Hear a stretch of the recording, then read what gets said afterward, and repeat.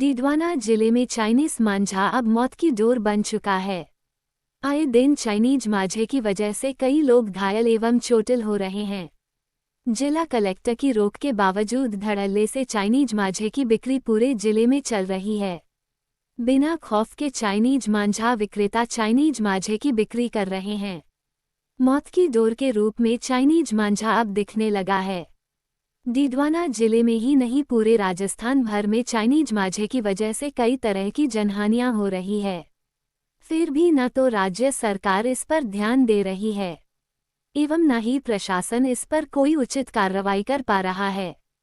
धड़ल्ले से इसकी बिक्री चल रही है और लोगों की जान के साथ में पशु पक्षियों की जान के साथ में खिलवाड़ किया जा रहा है। बेचने वाले भी संकोच नहीं खा रहे हैं और धड़ल्ले से इसको बेच रहे हैं। जबकि डीडवाना में जिला कलेक्टर चाइनीज मांझे को बैन कर चुके हैं, फिर भी प्रशासन की ढिलाई के कारण ही जिला कलेक्टर के आदेशों की धज्जियां उड़ाई जा रही है। डीडवाना शहर में पिछले 10 दिनों में चाइनीज मांझे की वजह से 3 लोग इसकी चपेट में आए हैं। सबसे पहले एक व्यक्ति इसकी चपेट में आया जो अपने घर की ओर जा रहा था। इसी दौरान अचानक चाइनीज डोर की वजह से उसके एक साइड की नाक कटकर अलग हो गई। वहीं दूसरा व्यक्ति भी अपने घर की ओर जा रहा था। इसी दौरान अचानक चाइनीज डोर उसके हाथों पर आने की वजह से उसकी उंगलियां कट गई। इसी तरह तीसरी घटना, एक मासूम अपने घर की छत पर खड़ा था। इसी दौरान अचानक चाइनीज डोर उसके गले पर आई। गले में हल्की सी खरोंच लग गई, जिसके बाद मासूम तुरंत साइड में हो गया, जिसकी वजह से ज्यादा घाव वगैरह उसके गले पर नहीं गया, हल्का सा घाव आकर रह गया। देखिए, मकर संक्रांति का जो पर्व है वो डीडवाना में बड़े धूमधाम से मनाया जाता है और यहाँ पर पतंगबाजी होती है। राजस्थान की सबसे प्रसिद्ध पतंगबाजी में डीडवाना का नाम है।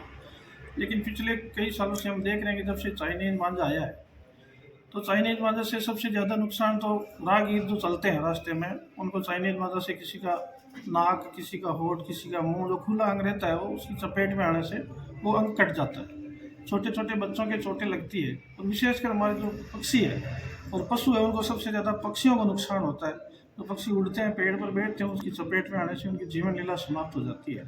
डीडवाना में भी अभी चाइनीज मांझा के खिलाफ कार्रवाई हुई और मकर संक्रांति से पहले 2-3 घटनाएं डीडवाना में भी वो भी चिंताजनक है। हम प्रशासन से भी बात करेंगे, प्रशासन की मांग भी करते हैं, थानाधिकारियों से भी बात की और जो लोग चाइनीज मांझा बेचते हैं उनसे भी मेरी निवेदन है व्यापारियों से कम चाइनीज मांझे का उपयोग डीडवाना में की धरती पर ना हो।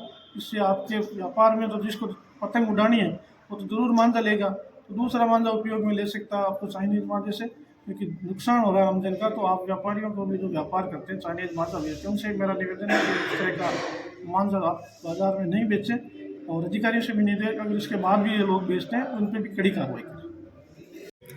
रिसेंटली कई रोगी जो है इस चाइनीज मांझे से जख्मी होकर अस्पताल में पहुंचे हैं। लगातार इस तरह की घटनाएं सामने आ रही है। इसके लिए मैं चाहूँगा कि प्रशासन इस पर कड़ाई से एक्शन ले।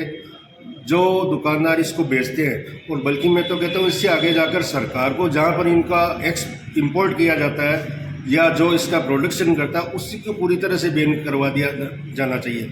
अगर होलसेल्स में अगर जो खुदरा विक्रेता है उनको कहीं से मिलेगा नहीं माल, तो वो बेचेंगे कहाँ से। और उसके बाद में सबसे बड़ी ज़रूरत है जनता के खुद के जागरूक होने की। जब तक जनता खुद जागरूक नहीं होगी, जब तक जो पतंग उड़ाने वाले इसको अवॉइड नहीं करेंगे, तब तक इस तरह की घटनाएं होती रहेगी। तो हमें इसको लेकर एक जन जागरूकता के लिए जन जागरण अभियान भी चलाना चाहिए। मैं तो सबसे पहले तो व्यापारियों से ये कहना चाहूँगा कि आप जब राष्ट्रीय हित में जब चाइनीज चीज़ों का अपने बहिष्कार का कर रखा है, तो ऐसी जानलेवा चीज़ों को आप क्यों खरीदें। सबसे पहले तो व्यापारियों का यह कर्तव्य बनता है कि आप उस चीज़ को उठाए नहीं। हमारे इंडिया के अंदर बनी हुई जो मांझा है वो बहुत ही शानदार मांझा है, उसका आप उपयोग करें। अगर व्यापारी भी अगर नहीं मानते हैं तो मैं जो पतंगे उड़ाने वाले जो हमारे देवतुल्य जो इस त्यौहार को मनाने वाले जो लोग हैं, जो युवा है, उनसे मैं निवेदन करना चाहूँगा कि ये जो चाइनीज जो मांझा है, जो जानलेवा है, जो पक्षियों के लिए भी जानलेवा के साथ में अपने मानव हित के लिए भी बहुत ज़रूरी है कि आप चाइनीज मांझा का बहिष्कार करें और आप उन दुकानों पर जाएं नहीं और बल्कि मैं तो ये कहूँगा कि आप प्रशासन को ये सूचना दें, अगर कोई भी व्यक्ति चाइनीज़ मांझा रखता है तो उसकी आप प्रशासन को सूचना दें, और भारतीय मांझा जो स्वनिर्मित, जो स्वदेशी निर्मित जो मांझा है उसको आप खरीद करके और हमारे इस त्यौहार का आप आनंद उठाएं।